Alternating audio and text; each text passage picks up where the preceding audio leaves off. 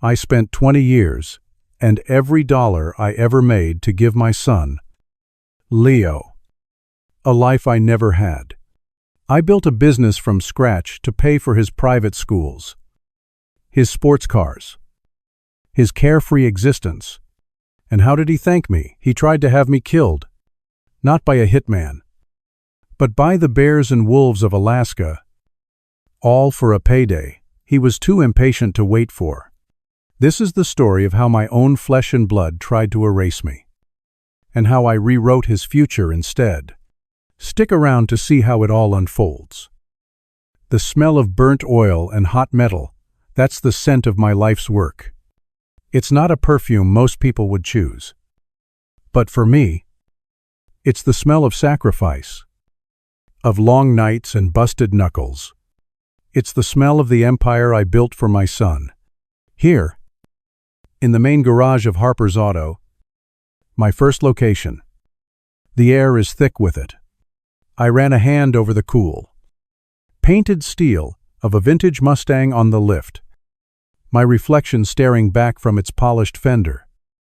A man of 60, with more gray in his hair than black, and lines around his eyes that tell the story of 2 decades spent as a single father. On the wall of my small office, tucked away behind a calendar of classic cars, is a faded photograph of my wife, Sarah. Her smile could light up a room. It still does. Even from behind the glass. 20 years. 20 years since cancer took her from me and left me with a 6-year-old boy to raise. I made a promise to her then, a silent one, that I would give our son, Leo, everything, that he would never know a day of want or struggle, and I kept that promise. Every dollar this business made, every drop of sweat I poured into, expanding it from this one garage to a chain of 12 across Washington state. It was all for him. It feels like a lifetime ago that I was teaching him how to fix his first bicycle in this very garage. I remember the look of concentration on his face, his small hands fumbling with the wrench, a smudge of grease on his cheek. I'd knelt beside him, guiding his grip, just like that. Son. Gentle but firm.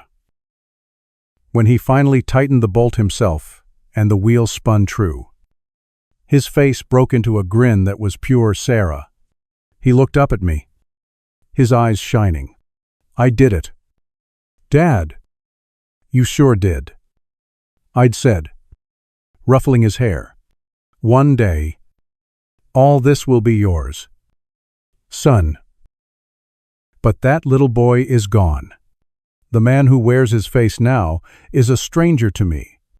That evening, I was in the kitchen, searing a pair of thick ribeye steaks. The sound and smell filled the warm space. A small comfort. I'd built my life around providing comforts for Leo. The private high school with a $50,000 a year tuition, the gleaming black BMW I bought him for his 18th birthday, the down payment on his downtown Seattle apartment so he could have his independence. I paid for it all, never asking for anything in return. The front door flew open with a bang that rattled the pictures on the wall. He didn't walk in, he stormed in, bringing a gust of cold October air with him that seemed to extinguish the warmth from the room. He wasn't looking at me. His eyes were scanning the room like a predator, looking for a target. Dad, I need to talk to you. It wasn't a request. I turned the heat down on the stove, the sizzling of the steaks quieting to a low hum. I wiped my hands on a towel. Hello to you too. Leo, I'm making dinner if you're hungry. He waved a dismissive hand, his gaze finally landing on me. There were dark circles under his eyes, and his jaw was tight. I don't have time for dinner. I need $5,000. I leaned back against the counter, crossing my arms. I'd heard this before. There was always some can't, miss opportunity. Some vague investment that promised incredible returns but never seemed to materialize. What for this time? It's an investment. A friend of mine has a sure thing. But the window is closing. I need the cash by tomorrow. A sure thing. I repeated, the words tasting like ash in my mouth. Leo, we've talked about this. You have a generous allowance. If you can't manage that, maybe it's time you thought about getting a job, learning the value of money. His face darkened. The entitlement I had so foolishly cultivated over the years was now staring back at me, twisted into a sneer. A job. I don't need a job. I have you. He took a step closer, his voice dropping to a low, venomous hiss. It's my money anyway. Old man, just think of it as an advance. I'll manage it a hell of a lot better when you're gone. The air left my lungs. The kitchen, which a moment ago had been my sanctuary, suddenly felt like a cage. Every steak I'd ever cooked for him, every late night I'd spent at the garage so he could have the best of everything, it all flashed before my eyes, culminating in that one brutal sentence. He wasn't just my son anymore. He was a vulture, waiting for me to die. My heart, which had beaten only for him for 20 years, felt a cold, sharp pain, like a shard of ice being driven into it. I said nothing. There was nothing to say. I just stared at the stranger in front of me. And after a moment of tense silence, he spun on his heel and stormed out as quickly as he'd come in. A few days passed in a heavy, suffocating silence. The house felt cavernous, each footstep echoing with the memory of his words. I went to work, the familiar smells of the garage doing little to soothe the cold knot in my stomach. I came home. I ate alone. One afternoon, I sat in my office and made a phone call I should have made years ago. Milavir, a good man named David, picked up on the second ring. Randall, everything okay? I stared at the picture of Sarah on my desk, her smile a painful reminder of what I was about to do. I need to update some important papers. David, the ones we talked about last year. There was a pause on the other end. I could hear the concern in his silence. Are you sure about this? It's a significant change. I've never been more sure of anything in my life, I said, my voice steady. Hard. It's what Sarah would have wanted. Make it effective immediately. That evening, just as I was clearing the table after another solitary dinner, I heard a soft knock at the door. It was Leo. His appearance was a complete 180 from the other night. The aggressive posture was gone, replaced by a slump in his shoulders. He looked remorseful. Dad, can I come in? I stepped aside, my hand tightening on the dish towel I was holding. He walked into the kitchen and stood there awkwardly, not meeting my eyes. I wanted to apologize, he mumbled, looking at the floor. What I said the other day was horrible, unforgivable. I've been under a lot of pressure, and I took it out on you. It was wrong. I just watched him, my face a mask. I didn't offer him forgiveness. I didn't offer him anything.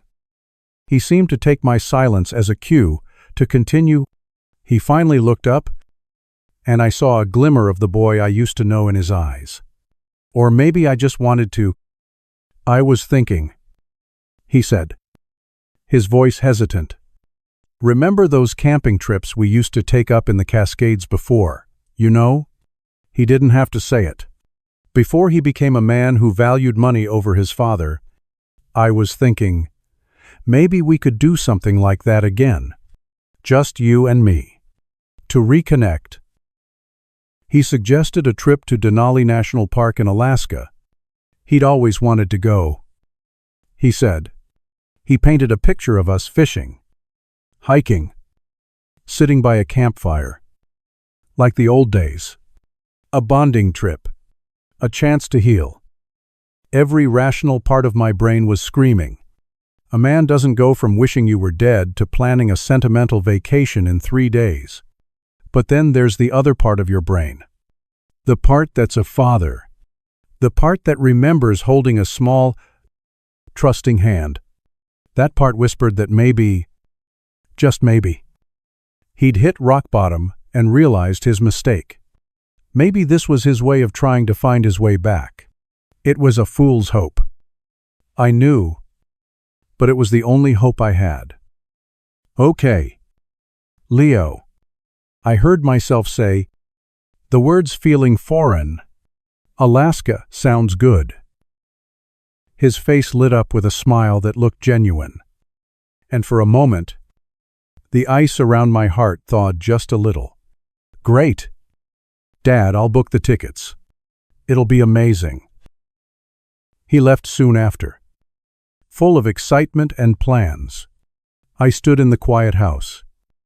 The silence he left behind, somehow heavier than before.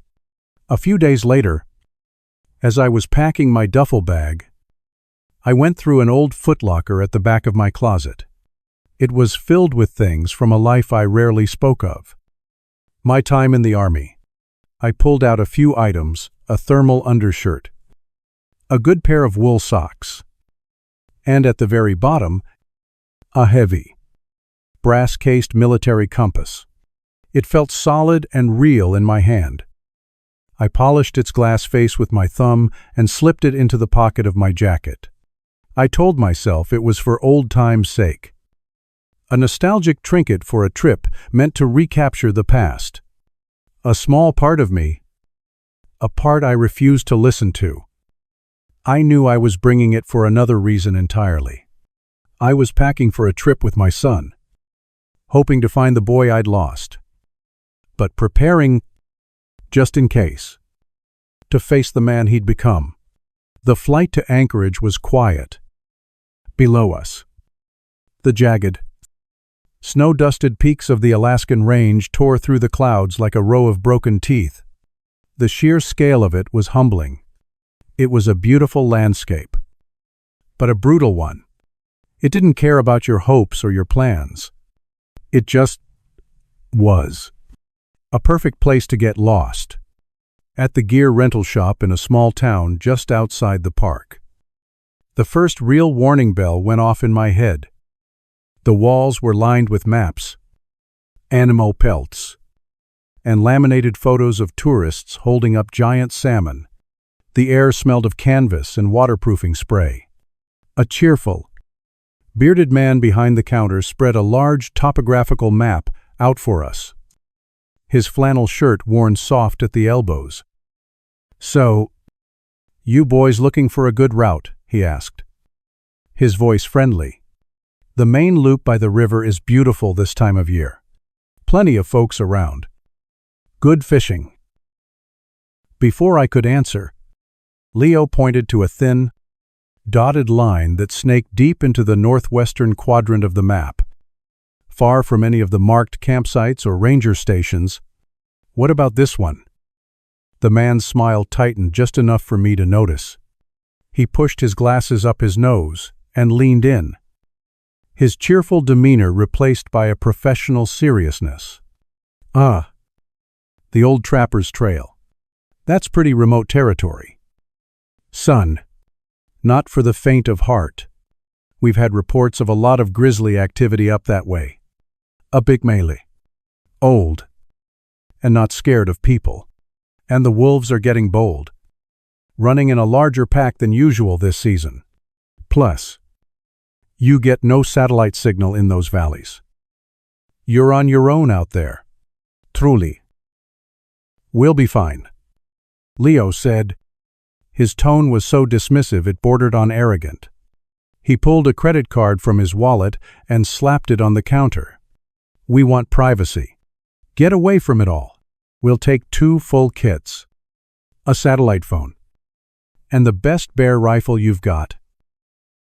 The man looked from Leo to me, a clear question in his eyes. He was giving me an out, a chance to be the voice of reason. A cold dread, heavy and metallic, settled in my stomach. Every instinct, honed by years in the service, screamed at me that this was wrong. But I looked at Leo, who was staring back at me, a challenge in his gaze. To argue now would be to call him a liar to his face. It would be an accusation, and the fragile truce between us would shatter right there on the worn wooden floor of that shop. The father in me, the foolish, hopeful father, won out over the soldier. I gave a tight, barely perceptible nod. The man sighed softly and began to gather the gear. The drive into the park was hours long. The paved road gave way to gravel, and the gravel gave way to a dirt track that was little more than 2 ruts in the earth. The further we went, the taller the trees grew, their branches interlocking overhead until the sunlight struggled to get through. Casting the path in a perpetual twilight, the cell phone bars on my screen flickered, held on for a moment, then vanished completely. We were alone. The silence inside the rented truck was thick, punctuated only by the crunch of tires on stone. It wasn't a peaceful silence. It was a heavy, watchful one, as if the forest itself was holding its breath. That first night, he almost had me believing. He was the son I remembered from a decade ago. He helped set up the tents with an easy competence I hadn't seen in years, gathered firewood, and cooked freeze-dried chili over the open flame that tasted better than any steak I'd had in months. As we sat there, the fire crackling and popping, sending embers spiraling up into the star-dusted sky, he started talking about old memories. He reminded me of the time our fishing line got tangled and we spent an hour laughing as we tried to sort it out. He even mentioned his mother, how she used to pack sandwiches that were always a little squished but tasted like love. He poured me a generous cup of whiskey from a flask he'd brought patient. "To us, Dad," he said, raising his own cup, the firelight dancing in his eyes. "To new beginnings." I took a sip. It burned in a good way, chasing the chill from my bones. But there was a faint, bitter aftertaste I couldn't place. I chalked it up to a cheap brand and took another drink, wanting to believe in the moment, wanting to believe that my son had finally come back to me. We talked for another hour before I felt a deep, heavy weariness settle over me. My eyelids felt like lead weights. I mumbled a good night and stumbled to my tent, falling into a deep, dreamless sleep before my head even hit the makeshift pillow. The next morning, I woke to a cold that had nothing to do with the Alaskan air. It was a deep, internal chill. My head was thick and fuzzy, as if it were stuffed with cotton, and a dull throb pulsed behind my eyes. The sun was just beginning to filter through the trees, casting long, eerie shadows across the campsite. I sat up, my joints aching as if I'd run a marathon. The first thing I noticed was the unnatural silence. The birds weren't singing. The world felt muted. Then I saw it. The flap to Leo's tent, just a few feet from mine, was open, and the tent was empty. I scrambled out of my sleeping bag, my boots crunching on the frosted ground. "Leo." My voice was a rough croak. No answer. I stood there, a growing sense of dread washing over me. I did a slow, 360-degree turn. The clearing was empty. Not just empty of my son, but empty of everything that mattered. The backpacks with our food and water filters were gone. The large dry bag with the extra clothes and survival gear was gone. The satellite phone was gone. My heart began to pound against my ribs. A frantic drumbeat of denial. My eyes darted to the fire pit, where we had propped up the long canvas rifle case. The space was empty. The rifle was gone. Panic, cold and sharp, tried to claw its way up my throat, but years of training kicked in and forced it back down. I took a slow, deep breath, the frigid air stinging my lungs. Maybe he went to get help. Maybe a bear came and he scared it off and went to the ranger station. Liar. A voice in my head hissed. I walked to the edge of the clearing where we had parked the rented ATV. And then I saw him. He was about 50 yards away. At the tree line, strapping the last of our gear, my gear, onto the back of the vehicle. He worked with a quiet, efficient purpose that made my blood run cold. He wasn't frantic. He wasn't in a hurry. He was just leaving. I called his name. My voice sounded strange in the vast emptiness, thin and weak. He stopped what he was doing and turned to look at me. There was no apology in his eyes. No conflict. No guilt. No emotion at all. It was like looking at a sheet of glass. You can't just leave me here. Leo, I said, taking a step towards him, my legs feeling unsteady. There's nothing, no food, no way to call for help. You can't do this. He finished tightening a strap and then looked at me. His head tilted slightly, as if he were studying an insect. He actually smiled. It was a small, tight, reptilian smile that didn't reach his eyes. It was the coldest thing I had ever seen. Goodbye, Dad, he said, his voice perfectly calm, perfectly clear in the cold morning air. Have fun with the bears. He swung his leg over the ATV, the engine roaring to life with a turn of the key, a violent sound that ripped through the sacred silence of the morning. And without a second glance, he drove away. I watched him disappear down the trail, a trail he had chosen. I watched until the sound of the engine grew fainter and fainter, until it was completely swallowed by the immense, indifferent wilderness. And then, there was only a profound, soul-crushing silence. The shock hit me first, a physical blow that buckled my knees. My son, my own flesh and blood.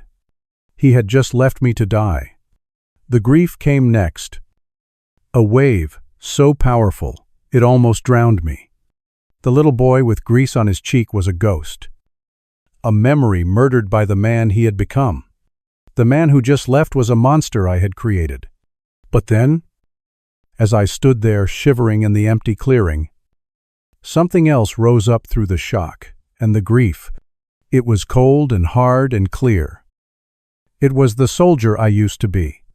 The father in me was dead, but the soldier was very much alive.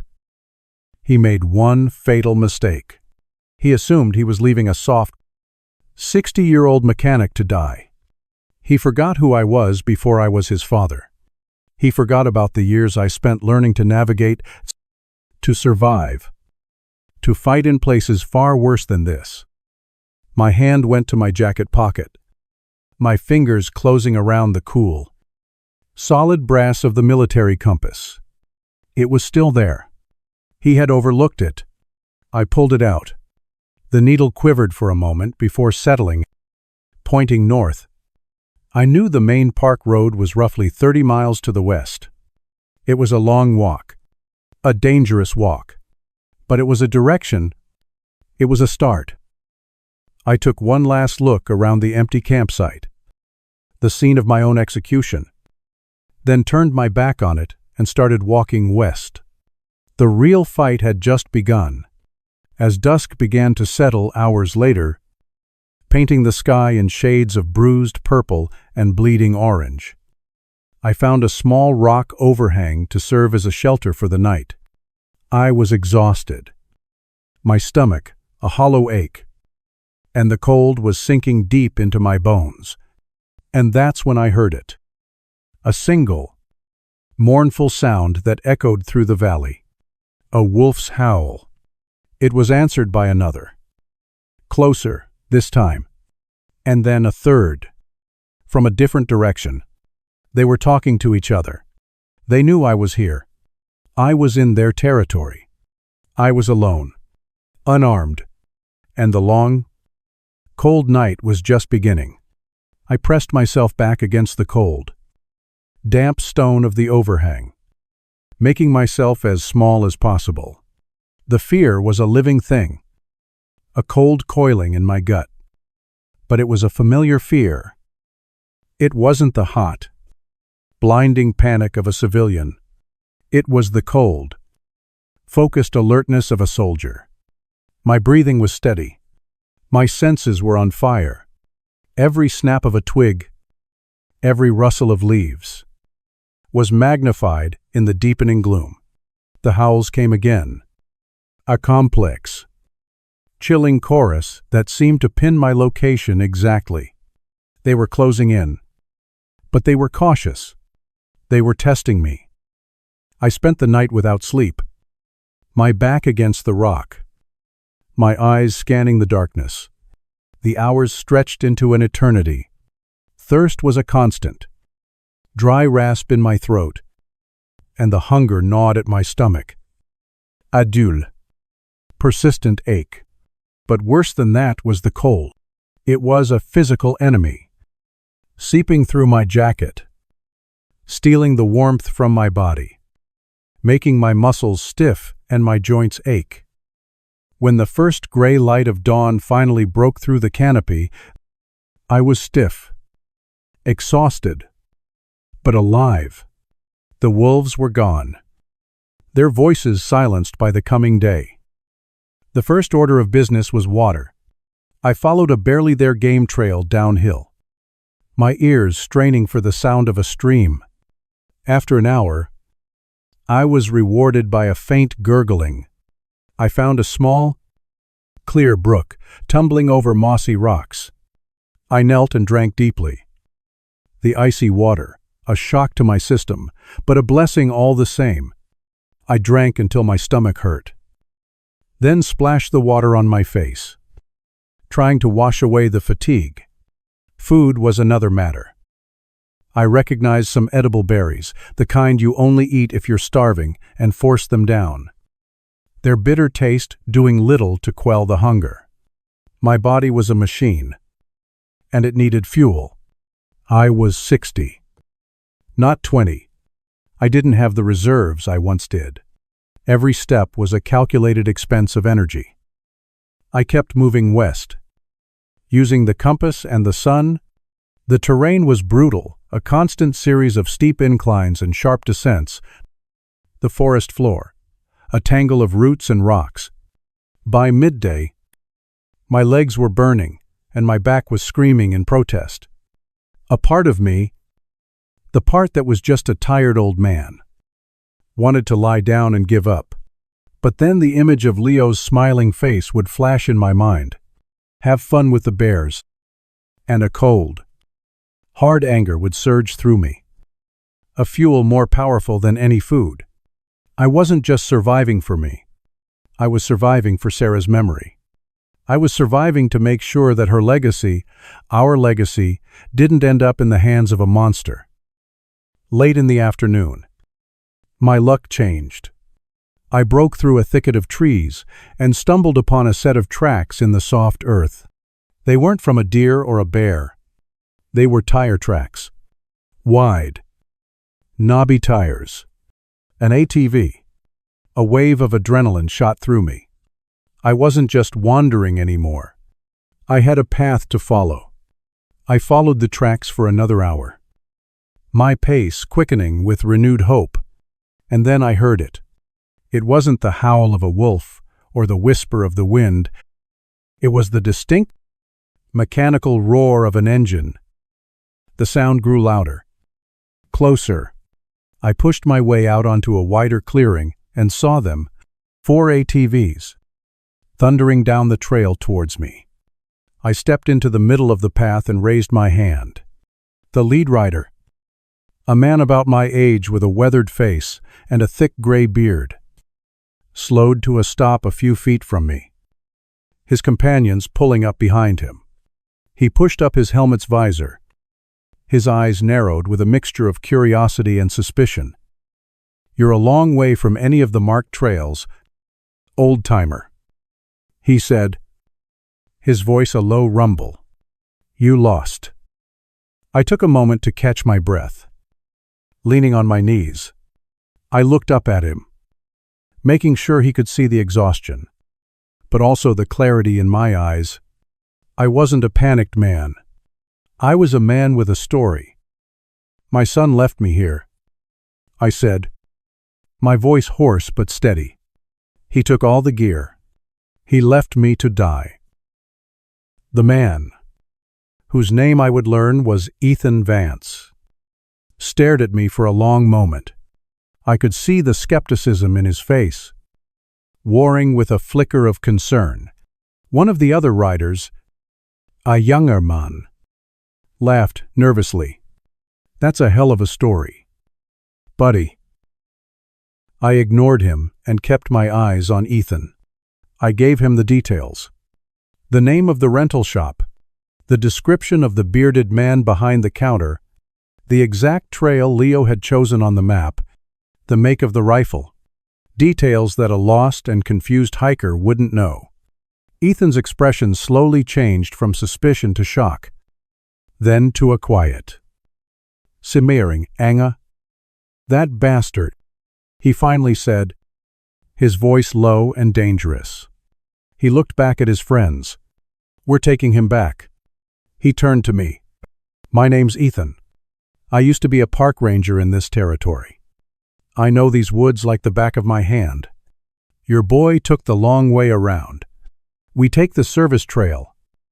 We can be back at the main lodge in 2 hours. We might even beat him there." The hope that flared in my chest was so intense it almost hurt. "Thank you," I said, the words inadequate. "Don't thank me yet." Ethan growled, "Let's go get that son of a bitch." The ride back was a blur of speed and rattling machinery. I sat behind Ethan, my arms wrapped around his waist, my face pressed against his back to shield myself from the wind. With every mile we covered, the fog of exhaustion and despair began to lift, replaced by a cold, clear purpose. A plan began to form in my mind, each piece clicking into place with military precision. Survival was complete. Now, the mission began. We arrived at the sprawling log cabin-style lodge just as the sun was setting. Ethan sent one of his friends to the front desk. He came back a minute later and gave a slight shake of his head. Leo hadn't checked in. He wasn't back yet. Time was on my side. Ethan got us a room next to mine and Leo's. Using his own credit card, he and one of his friends would stay as witnesses.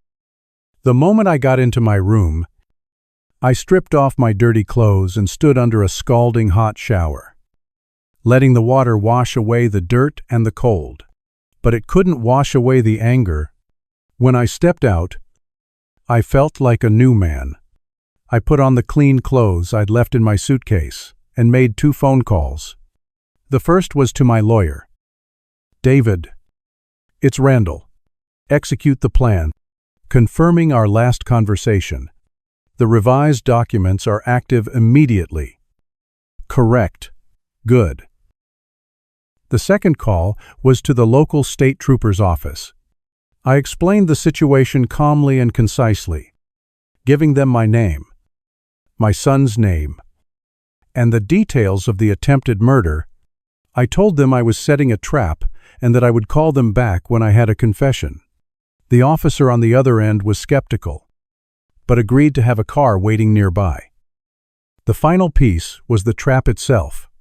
I took my smartphone, turned on the voice recorder, and slid it between the mattress and the box spring of the bed closest to the door, ensuring the microphone was clear.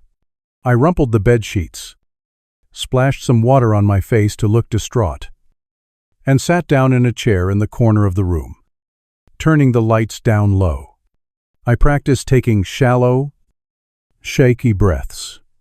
I needed to look like a victim. I needed him to be arrogant. Then, I waited. Ethan was in the room next door. The connecting door slightly ajar. Every sound in the hallway made my heart leap, an elevator dinging. Voices laughing. The rumble of a luggage cart. The minutes stretched into an hour. The adrenaline that had been coursing through me began to fade, leaving a hollow, aching void. And then, I heard it. The distinct, electronic beep of a keycard sliding into the lock of my hotel room door. The lock clicked. The handle turned. Leo was back. The door swung open, and he stepped inside, tossing his duffel bag onto the floor. He was humming to himself. A cheerful, tuneless sound. He ran a hand through his hair, already looking like a man who had come into a fortune. He stopped dead when he saw me. The humming cut off abruptly. The color drained from his face, leaving it a pasty, sickly white. His jaw went slack. His eyes were wide, not with concern, but with the pure, primal shock of seeing a ghost. Dad. The word was a choked, strangled whisper. How are you here? I didn't get up. I let the silence hang in the air, thick and heavy. I let him stare. I let him see the dirt still smudged on my face. The exhaustion I didn't have to fake. I made my voice weak, laced with a tremor of betrayal. You left me. Leo. I said, the words barely audible. You just left me out there. The shock on his face was instantly replaced by a frantic, scrambling energy. The actor took the stage. He rushed forward, his hands outstretched. No. Dad. No. You've got it all wrong. The ATV. It broke down. A few miles after I left to get help. It just died. I got turned around.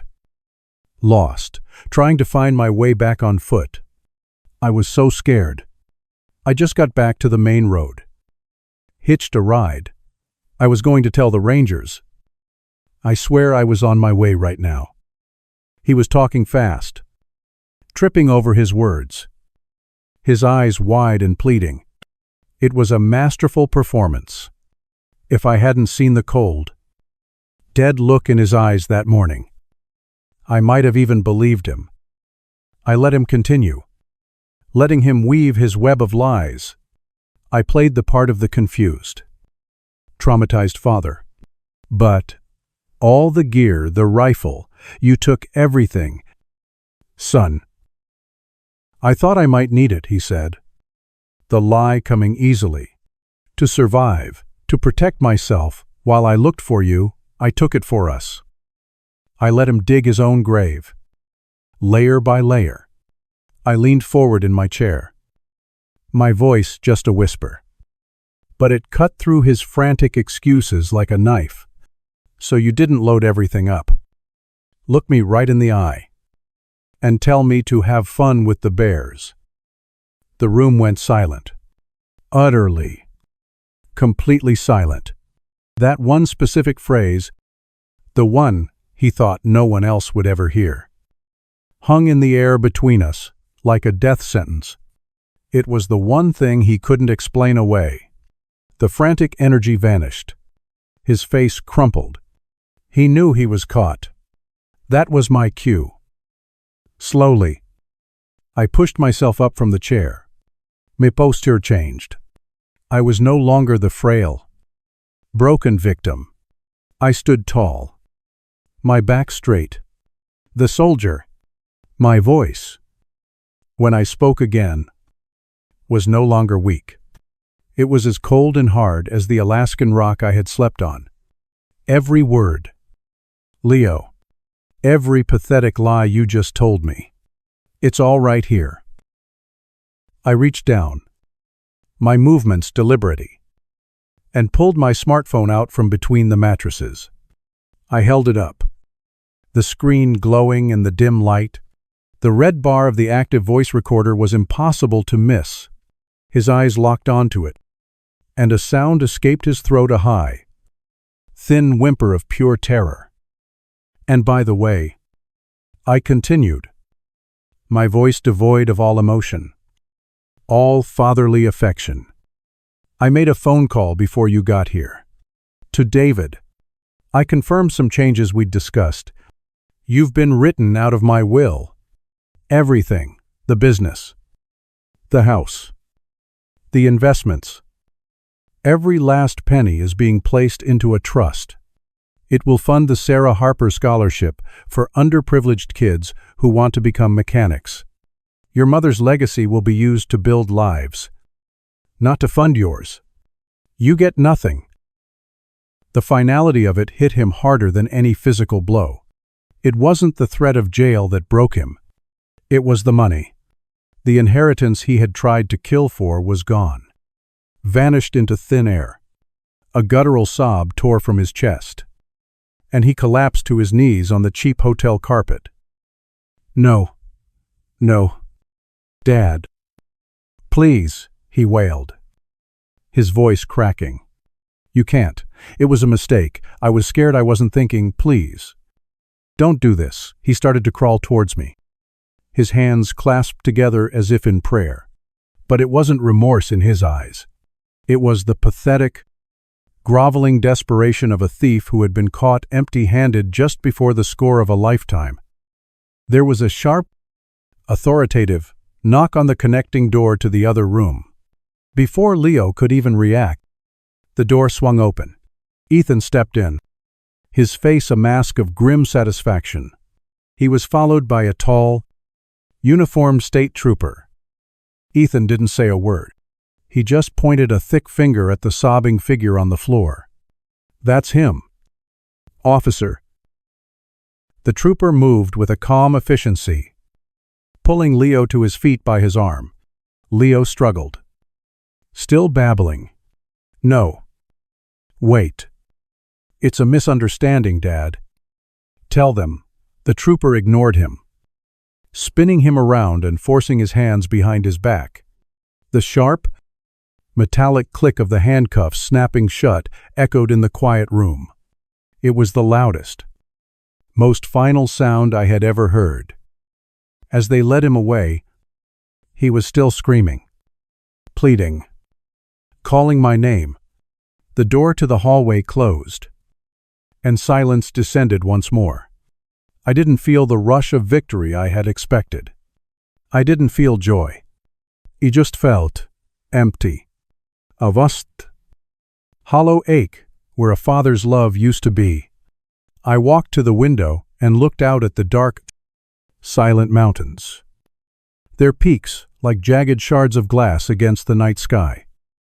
I pressed my forehead against the cool glass and took a deep, shuddering breath. The first one that didn't feel tight and constricted in days. The weight was gone, but its absence was a wound all its own. The legal proceedings back in Seattle were a blur of lawyers and depositions, with my testimony, Ethan's statement, and the crystal-clear recording of Leo's confession. The prosecution had an airtight case. He was sentenced to 20 years for attempted murder. 20 years. A lifetime he had thrown away for money he would now never see. A few months later, I stood on the stage of a local community college auditorium. The harsh smell of floor wax and old varnish filled the air. I had sold the business. All 12 locations. The life I had built was gone, but I was building a new one. In front of me sat a dozen bright-eyed, nervous young men and women, the first recipients of the Sarah Harper Scholarship. I held up a certificate and called out the first name. A young woman with grease under her fingernails and a fire in her eyes walked up to shake my hand. My wife, Sarah. I told the small crowd, my voice thick with emotion. Believed that everyone deserved a chance to build something with their own hands. This is her legacy. This is our legacy. Today, I live in a small house on the coast. The air smells of salt and sawdust. I spend my days in a small workshop out back, making furniture. The rhythmic scrape of a hand plane over a piece of oak is a kind of meditation. This morning, the mailman delivered a letter with a prison postmark, Leo's handwriting. I picked it up, feeling the thin paper, the weight of his words inside. I held it for a moment. Then I walked over to the small wood-burning stove in the corner of the shop. I opened the heavy iron door and tossed the unopened letter into the flames. I watched it curl, blacken, and turn to ash. Some things can't be fixed. Some betrayals cut too deep to ever heal. I closed the stove door, the warmth spreading through the small space, and I went back to my work.